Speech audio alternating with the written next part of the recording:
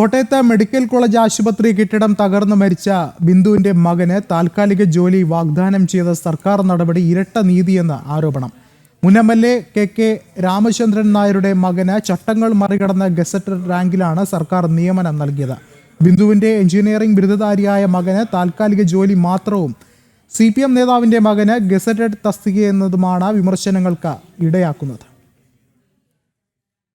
കോട്ടയത്ത് medical college കെട്ടിടം തകർന്നു മരിച്ച ബിന്ദുവിന്റെ മകൻ നവനീതിന് താൽക്കാലിക ജോലി വാഗ്ദാനം ചെയ്തത് മന്ത്രി VN Vasavan.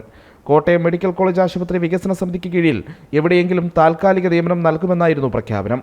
ബിന്ദുവിന്റെ BTech civil engineering ബിരുദധാരിയായ മകന് വെറും താൽക്കാലിക ജോലി വാഗ്ദാനം ചെയ്തതിൽ പ്രതിഷേധം ശക്തമാവുകയാണ്.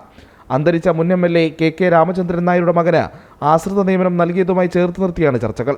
യുവമോർച്ച സംസ്ഥാന ജനറൽ സെക്രട്ടറി K ഗണേഷ് അടക്കമുള്ളവർ പ്രതിഷേധവുമായി രംഗത്തെത്തി.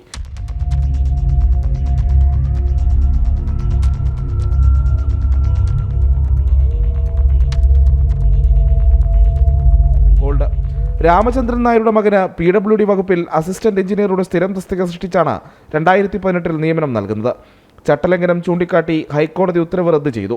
ഇതിനെതിരെ സർക്കാർ സുപ്രീം കോടതിയിൽ ഹർജി നൽകി. ഹൈക്കോടതി വിധി 2024 സുപ്രീം കോടതിയും ശരിവെച്ചതോടെ കേസ് പറയാൻ ചെലവഴിച്ച ലക്ഷങ്ങളും അത്രയും കാലം നൽകിയ ശമ്പളവും സർക്കാർ ഖജനാവിന് നഷ്ടം. ചട്ടവിരുദ്ധമായി CPM ജനപ്രതിനിധിയുടെ മകന് ഗസറ്റഡ് റാങ്കിൽ വലിയ ശമ്പളത്തോടെ സ്ഥിരം ജോലി നൽകാൻ മടിയില്ലാതിരുന്ന സർക്കാരാണ് ആരോഗ്യവകുപ്പിന്റെ കെടുകാര്യസ്ഥത മൂലം ജീവൻ നഷ്ടമായ ബിന്ദുവിന്റെ മകന് താൽക്കാലിക ജോലി മാത്രം വാഗ്ദാനം ചെയ്ത് കൈയൊഴിയുന്നത്. വേണ്ടപ്പെട്ടവർക്കും സാധാരണക്കാർക്കും രണ്ട് നീതി എന്നത് സർക്കാരിന്റെ ഇരട്ടത്താപ്പാണെന്ന വിമർശനവും ശക്തമാണ്. പ്രജിത് മോഹനൻ, ജനം, തിരുവനന്തപുരം.